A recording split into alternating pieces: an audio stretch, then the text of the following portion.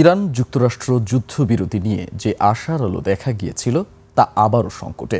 নতুন করে দুই দেশের পাল্টাপাল্টি হামলা ইরানের খামেনি হত্যার প্রতিশোধের অঙ্গীকার, আর ট্রাম্পের নতুন শর্তের মুখে দুই দেশের সমঝোতা স্মারকের কার্যকারিতা এখন হুমকির মুখে। আবারও আলোচনায় বসতে রাজি হয়েছে ইরান, এমনটি জানিয়েছে ওয়াশিংটন।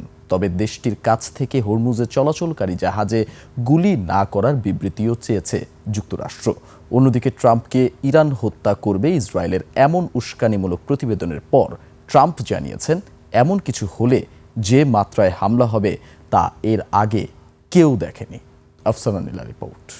নগদ নিয়ে এলো হার না মানা হার অফার।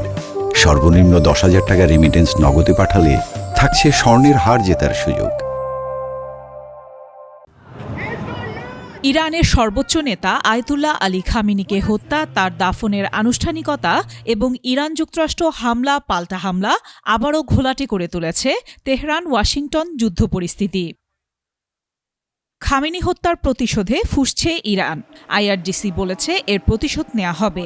একই সাথে ইরানের জাতীয় অবকাঠামোর ওপর যে কোনো হামলা হলে ইসরায়েলকে লক্ষ্য করে পাল্টা ও কঠোর আঘাত আনা হবে বলে হুঁশিয়ারি দিয়েছে দেশটি। আর ইরান যুক্তরাষ্ট্র উত্তপ্ত পরিস্থিতির মধ্যে ঘি ঢেলে ইসরায়েল জানিয়েছে তেহরান হত্যা করতে চায় ট্রাম্পকে।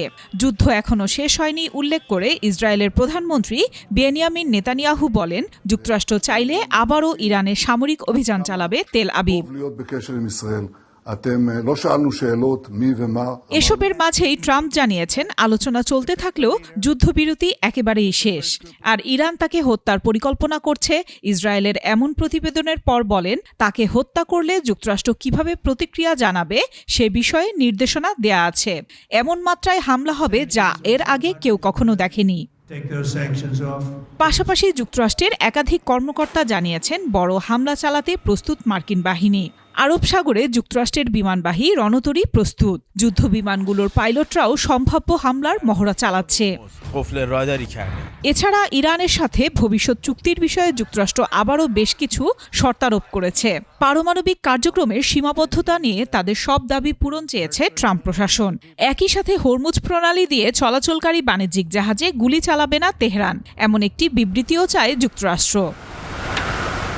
নতুন করে শুরু হওয়া দুই দেশের লড়াইয়ের কারণে হরমুজ দিয়ে জাহাজ চলাচল আবারও ব্যাপকভাবে কমেছে, যার ফলে নতুন আঘাত এসেছে জ্বালানি বাজারে।